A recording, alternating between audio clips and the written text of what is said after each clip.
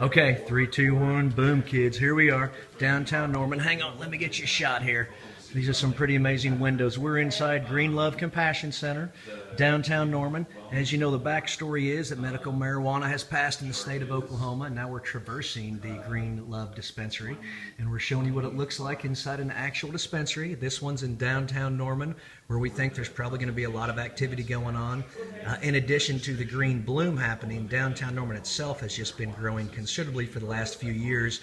So now we should have a really fun kind of vibe that should emerge, and we should have a really healthy, robust, and enjoyable downtown for the first time in a long time. So we're really excited, and here at the Boom, we're going to try and chronicle all that.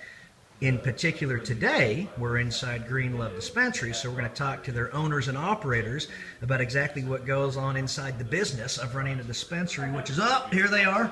Look at that right there. Okay, gentlemen, and by the way, for all you viewers out there, we've done one take, so we're flying by the seat of our pants here.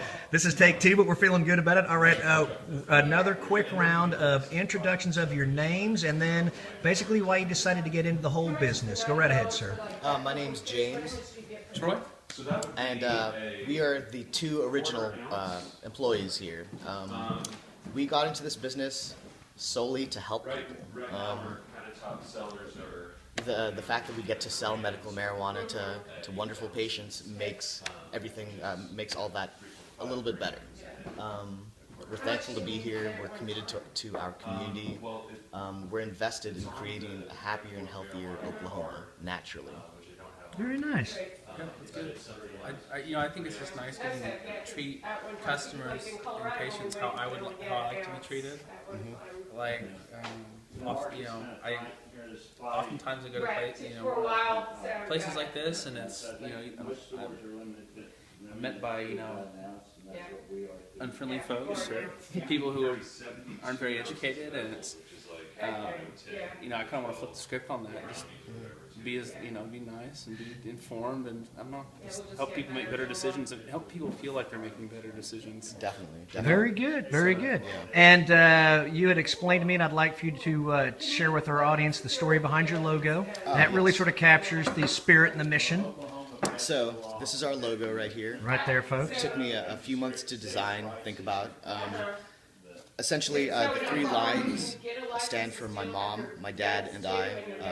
My parents believed in me enough to follow me on this crazy journey on starting a dispensary in Oklahoma. Yep. Furthermore, it also stands for life, liberty, and the pursuit of happiness, which you guys know is part of the Declaration of Independence. And that is pretty much what we're doing. We are expressing our freedoms as Americans who just voted on legalizing medical marijuana in Oklahoma, and we are pursuing life, liberty, and the pursuit of happiness not only for ourselves, but for the community that we're a part of. That's great. Okay, so let's talk about the business aspect of it. You guys, tell me how long you've been open. So we've been open since May 11th of 2018. All right. I've been with the company since April, and we started as just a CBD retail outlet. We saw a need in our community for something that wasn't getting addressed, and that was just greater access to a wider variety of cannabidiol products. And I think we met that need, and we still meet that need today. If you look at half of our store over here, Swinging over there, folks, look at that. half of the store is still CBD. So as you have it laid out right now, you have it sort of half CBD and then then half cannabis over here on the left where all those folks are standing. Gotcha. And it's really nice, people who who are coming in here for CBD, or people who are kind of interested about cannabis can still come in here and check this business out without feeling too intimidated. Yeah. And it's nice having it open like this because I feel like it increases education and takes that stigma down a notch. Yeah. It makes it feel less scary, less backdoor. You don't feel like you're going to a doctor or something. Yeah. You're just in this kind of like nice open community, and I think we like to keep it that way. Yeah. Yeah. So from the business end, so you guys opened up, started out as CBD. Now you obviously carry cannabis, and that's rolling out. Basically, look at that. Some customers right there. There we are, folks. Frontier Journalism, live from GreenLove. Okay, so in the business of cannabis, What have been some of the surprises you've faced, good and bad?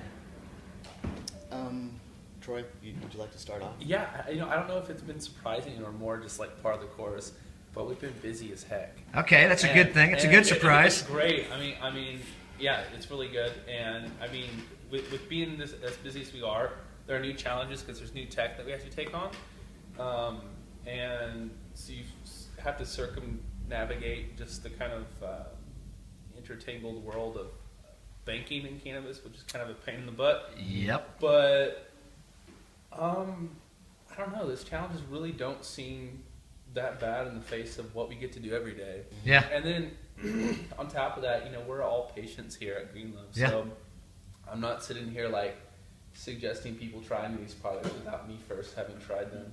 So I don't know. Any? I was going somewhere Yeah. with that. Well, but you talked about the sales being robust, which is good. Yeah. Now, are you guys surprised at the customers that are coming in? No, I mean the same people that were on the CBD side are coming in here. It's okay. We've got people's grandkids, Yeah. and then we've got grandmas and grandpas that come in here. It's 20 to 80. It's like a good age range, I think. We've had a few customers where it's been several generations of them coming in to medicate together, finally, out under the shadow of prohibition. Yeah, very interesting. Okay, so let me ask you this. What do you see? So we're getting ready to go into 2019. This green blooms in its first inning, basically. Mm-hmm. What do you guys want to see happen for 2019 within the medical marijuana community? Well, in the general cannabis community nationwide, I foresee legalization happening across the board by the end of next year. And if you talk to other cannabis advocates, activists, they'll say the same thing, that we're right on the brink of a lot of major change. It's happening globally, it's happening nationally. We just have to carry on. We have to keep on doing what we've been doing and change the stigma. So you think 2019 might be the year where federally it just gets released? I believe so. Yeah, there's a lot of talk about that.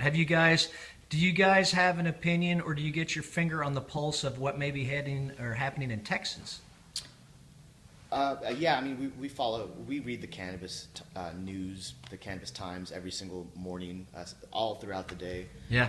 Of course, as some of you may know, the Texas Republican Party endorsed the legalization of marijuana just 2 months ago, and that's a very, very big deal. Yeah.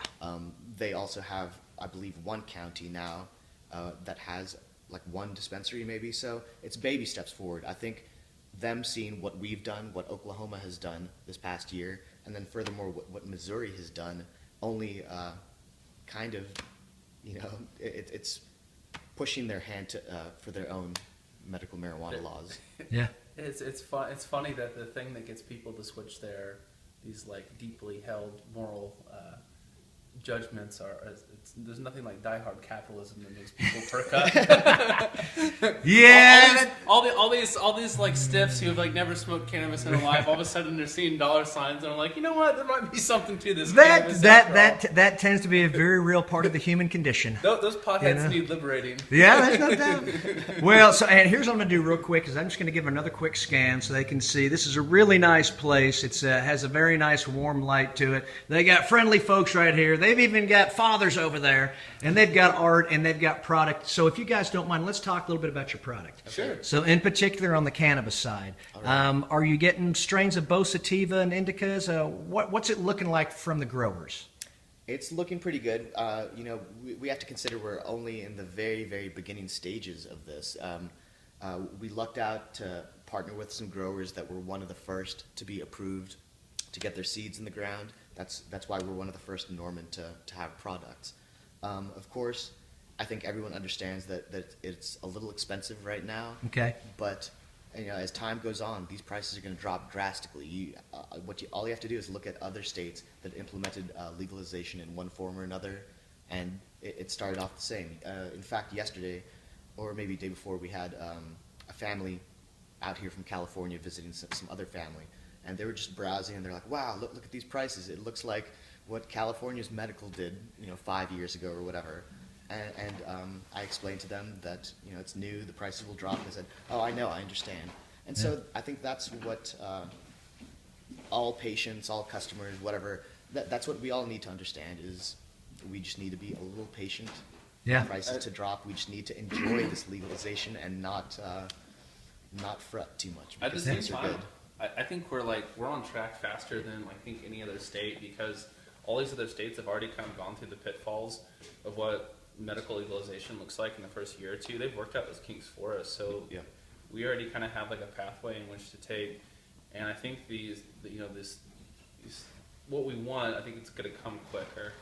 But yeah, like anyone, we want definitely want our customers to be a little patient with us, because the prices could be cheaper, and really, I think there's this kind of myth out there. And I do a lot of reading on like forums, and I think a lot of I get this attitude that it's like dispensary, like if the prices could be like slashed in half as dispensary owners, I think we would do that. Mm-hmm. And there's no I'm sure there are a few exceptions to the rule, but I think most dispensary owners, including us, are trying within our limits to offer the product at the lowest price that we can. Certainly. While still keeping our doors open. I mean, and that way that it no longer becomes this thing that's only accessible to the wealthy. I mean, we want cannabis to be accessible to anyone, because everyone needs this thing. Sure. So, I don't know.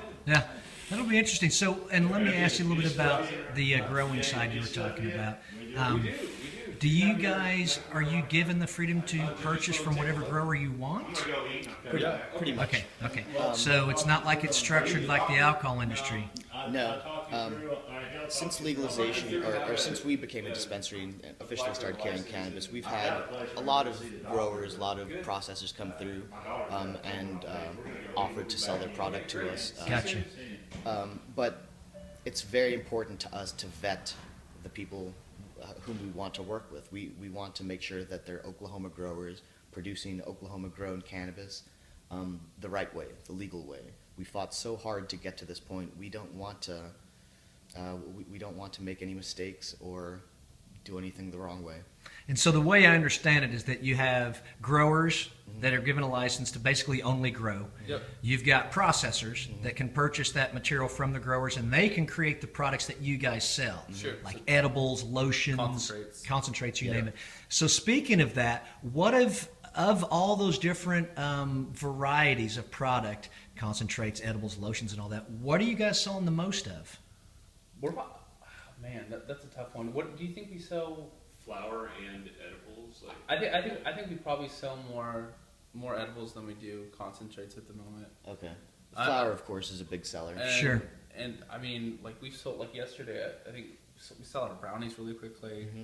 We sell out of those Rice Krispie treats really quickly. The gummies, people are really enjoying edibles. Yeah. Edibles, huh? Yeah.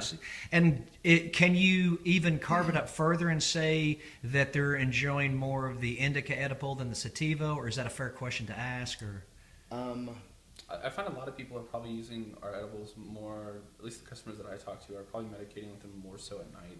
okay, so more of a relaxant, more Yeah, of an indica. Yeah. It's less often the conversation with the person that's like, hey, which edible would you recommend for me to take before I go to work? Yeah. That's usually not how those Yeah. conversations begin. Sure. I hear you. Well, that's interesting. So we're in the first inning, like we've talked about.